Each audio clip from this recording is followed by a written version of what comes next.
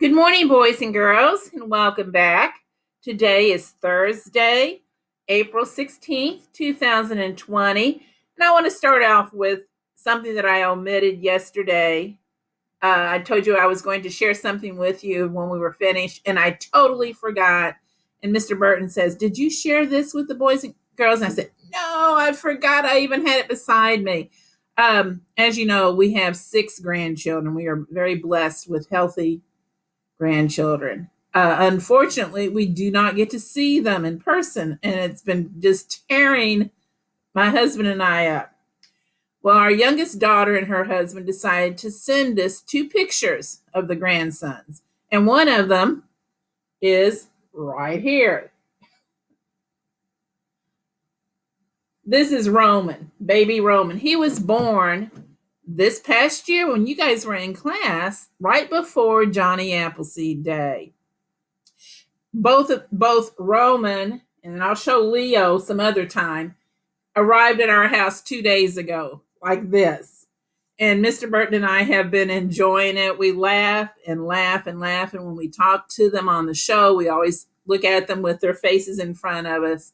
But that was such a welcome change to what we go through every day, as I'm sure many of you are missing your grandmas and your grandfathers. Not being able to go visit them and get those hugs and those kisses and those special stories. Hopefully, all this will be over soon. We'll be able to hold our grandkids again. But anyway, I just wanted to share that with you. This morning, we're going to start another story. And this will be the last day that I'm going to do a video with you in the morning. Tomorrow's Friday, and I'm not going to put one out there. I think you guys are fully capable of reading the next story on your own, as well as doing your sentences. Now, I do want to still see your sentences when you have completed them, but I'm not going to go on and read the story to you. I think you're in the swing of it again, and you can read them out loud to mom and dad, or grandma and grandpa, or brother and sister. But today will be the last day for this time that I'll read the story with you. If you will recall, yesterday we had the story about the pet, and how Zach wanted a pet so bad. He wanted a dog, he wanted a cat, he wanted a rat, he wanted a bug. And then finally, mom and dad and his sister Ann agreed to let him have a what? A fish, that's correct. So he went and he picked it up at the pet store. I'll go through the correct answers for your sentences here in just a few moments, but I want to go on and get started on our new story. On the mat. Zach and Ann had fun on a mat. Zach got on the mat. Then Ann got on next to Zach. Then Quinn got on next to Ann. We have another new character that's introduced in our story today, and his name is right here. Everyone sound it out for me. Quinn. Now we do have 2 N's at the end of the word Quinn. When we have 2 consonants together like this, we don't say Quinn. We say Quinn. One sound from 2 consonants. Same thing with Ann. Ann. We don't say Ann. 2 consonants, 1 sound. So we have Ann and we have Quinn. Another thing I want to point out to you with Quinn begins with a capital Q. Whenever you see the Q by itself, it is k, k, k. But Q in most words will have its partner U with it. So it is qua, qua, qua. Quinn, quack, quail, quick, all those have the qua, qua, qua. Okay. So Zach and Ann are on a mat. Zach is next to Ann. Quinn gets next to Ann. Continue. It looks like they are beginning to build a pyramid.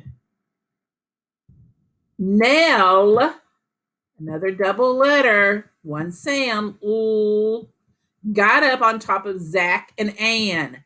Rod got up on top of Ann and Quinn. Then Ed got up on the tip top. It was so much fun. What is that punctuation mark referred to as? Exactly. And what does an exclamation point show? Excitement. That is correct. It was so much fun. I can only imagine. Let me back this up a little bit. They sure did make a pyramid right on a mat. Mat looks pretty thick. Then buzz, buzz.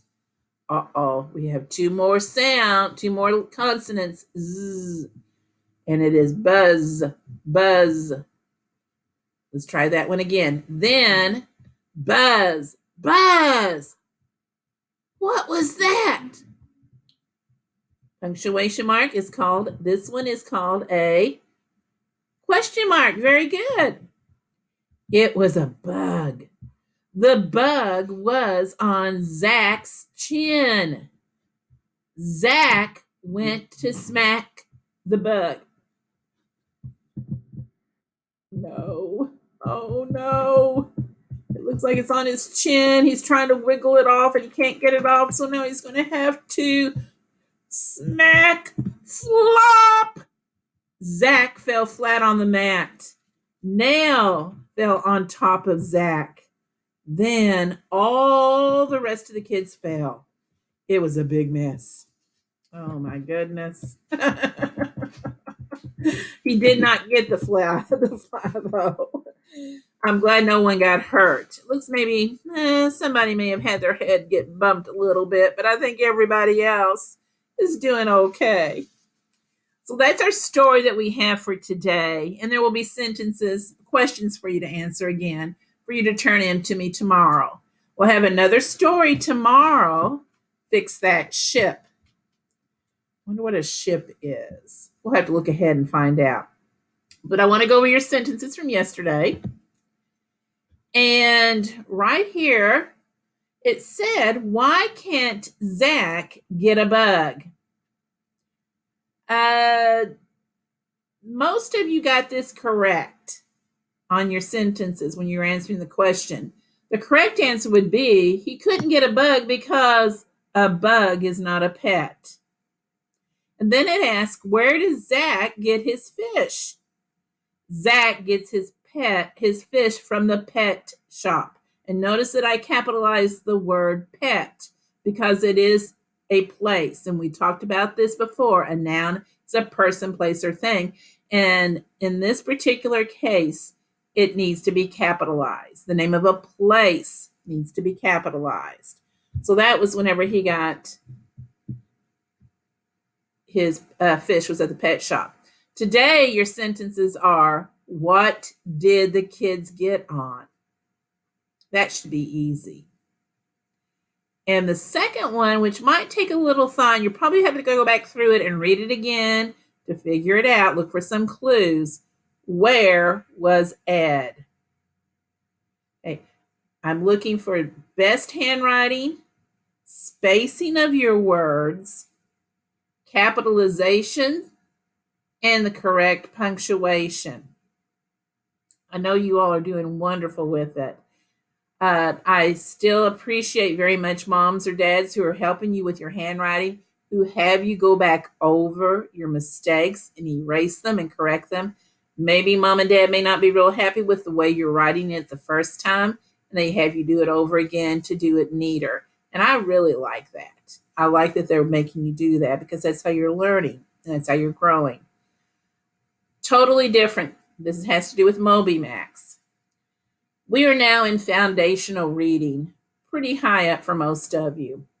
Once you get to a certain level in the foundational reading part, I will send you an email and tell you no more.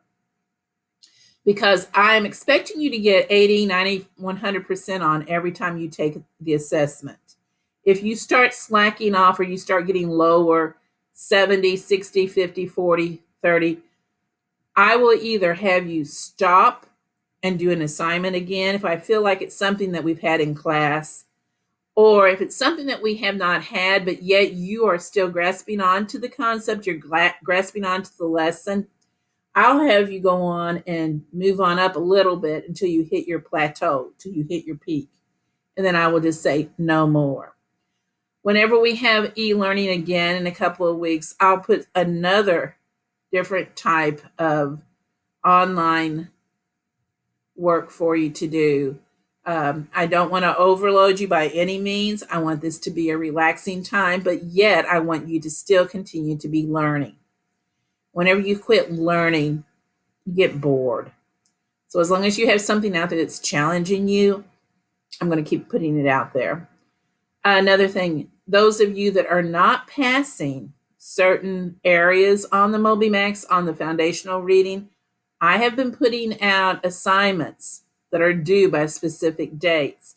Today I went through and I had several of you that were missing just very simple things that we have had in class for months. But yet I needed to go on and put an assignment out for you to do again. And those are due on the 20th of April, which is next week. Please get those completed. Please make sure you look at the top of MobyMax where it has like what your module is, what your assignment is. It may have the mustache there. It may have a message placed for you. Please click on those to see if you have any assignments. Now, not everyone does, but some of you do. Anyway, keep doing your best work. I love watching that you've been on Lalillo. I love watching that you're on Starfall and on MobyMax and that you are reading. Thank you all so much. And I will see you this afternoon on our live meeting time.